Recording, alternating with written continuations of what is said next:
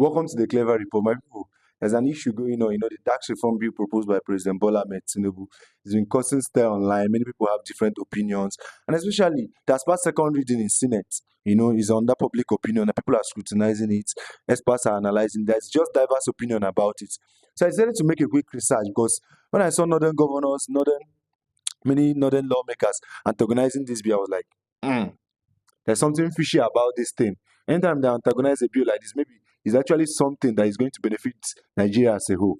So I want to take us through the first way VAT is being shared. VAT is value added tax, on beer, for example, and other commercial goods, not essential goods now. So the federal government from the FIRSC, the Federal Inland Revenue Services, this is the organization or department that actually allocates this bill, collects this VAT, and then allocates it to different states and federal government. So according to the first part, the first bill, the one that we'll be using currently, 15% goes to the federal government. Are you getting me? 15% goes to the federal government, 50% goes to 36 states, including FCT, and then 35% goes to local government.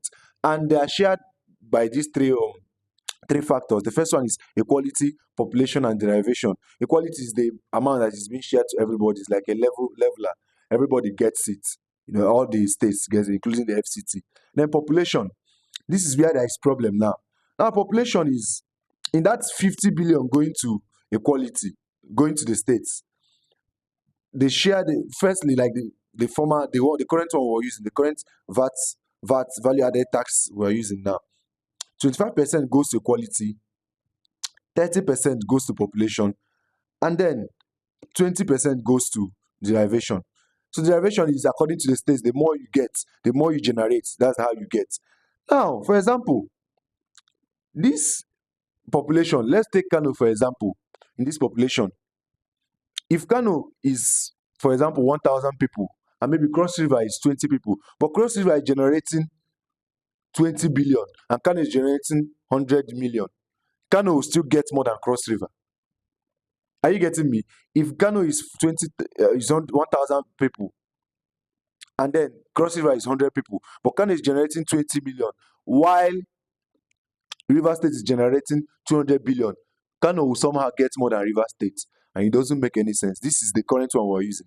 Then according to derivation, according to what you get, then 20% going to derivation is anything you get. If Kano is producing more, then they'll have to get more under this factor derivation.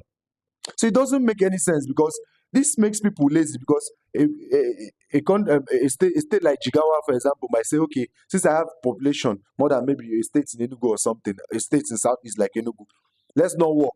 Since we are going to get under population, we're going to get more than them, irrespective of the fact that these other states might produce more than them. It doesn't make any sense. It doesn't make any sense like that. So this is the current one we're using. Now let's now go to the new proposed bill the federal government is, trying to put forward. The first one is federal government takes 10%. Now, the first one is 15%, but now they take only 10%.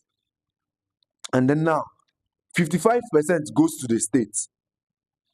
You getting me now? 55%, that 5% from the federal government now goes to the states. Now, under the equality, population, and derivation, they now made it that equality will be 20%, population will be 20%, and gave derivation 60%. So this means that every other person will get 20% of everything. All the states, 30 states and FCT will get just 20% according to equality. Then on population, you still get, if you are 1,000 population and 100 population, you still get the same thing. It's just 20. That 20% will spread amongst everybody. But now derivation is 60%, and I like this one. People are saying that President Bola Tinubu is trying to make it so Lagos will have, everything, because this is the biggest place where the big companies are. If you make your states inhabitable for big companies, they will come, and then your derivation will go up to 60% too. This will challenge states now, states governors, to make their states rather safer for investors. Something like Imo State, investors are leaving Imo State, and Imo State is one of the lowest states that generates value added tax. So Imo State wants to get tax that other people are generating more and you're generating little or nothing, and you want to get more or even more than them. It doesn't make any sense. I love the fact that this under derivation is now 60%, so that these state governors will start working hard to generate more revenue from their states. And how do you generate more revenue from your state? Making your state inhabitable for investors to come, making it security wise, making it top notch. And this is why some northern governors and northern senators and lawmakers and House of Reps members are against this thing, because most of them, they don't want to work. They don't want to work.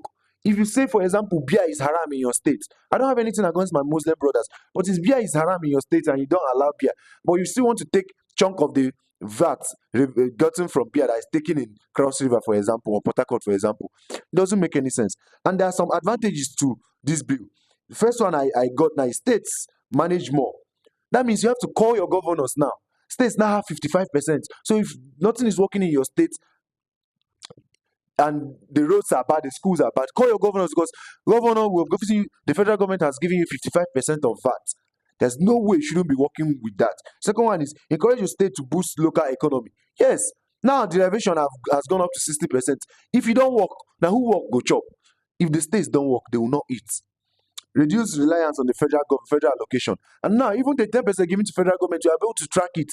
And now telling them, this 10% you are giving, how many federal roads have been erected? How many federal roads have been built? How many federal buildings and how many federal schools have been erected? Now, economic competitions. Yes. Now that derivation has gone up to 60%, states will be competing. And from there, the state economy will be booming. And the last one is accountability for spending. Now, people will track this thing that is happening. So people will say Lagos, President Tinubu wants Lagos to benefit more. Lagos had to make itself the hub, entertainment hub, the commercial hub of Nigeria. They had to work on themselves. Irrespective of who built Lagos and who did not build Lagos, they had to work on themselves. If Imo, for example, works on itself, fixes security, investors will come and will generate more from tax. So if it's haram to drink beer in your state, it should still be haram to take VAT gotten from beer in another state. And that's all I'm going to say about that. So make sure you like, subscribe, do all the fun things, turn on post notification so you'll be notified anytime I drop on that video. You know I love you, but God loves you more.